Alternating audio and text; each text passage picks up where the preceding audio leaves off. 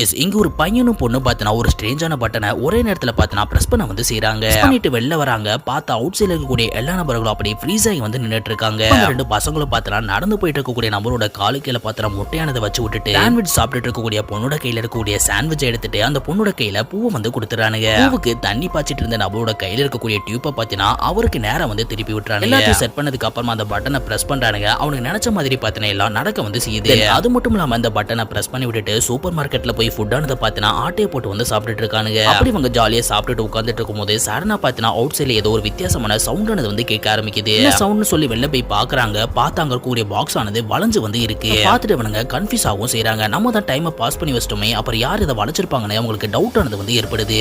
இப்போ அவனுங்க சுத்தி சுத்தி பார்த்துட்டு இருக்கும்போது அந்த இடத்துல பார்த்தனா யாரோ நடந்து வர சவுண்ட் ஆனது வந்து கேட்க ஆரம்பிக்குது.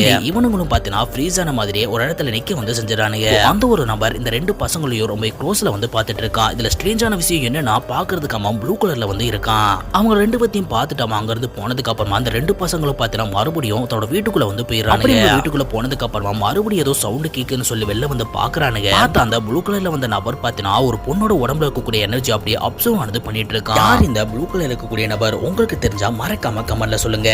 இந்த வீடியோ உங்களுக்கு பிடிச்சிருச்சுன்னா சேனலை மறக்காம சப்ஸ்கிரைப் பண்ணுங்க.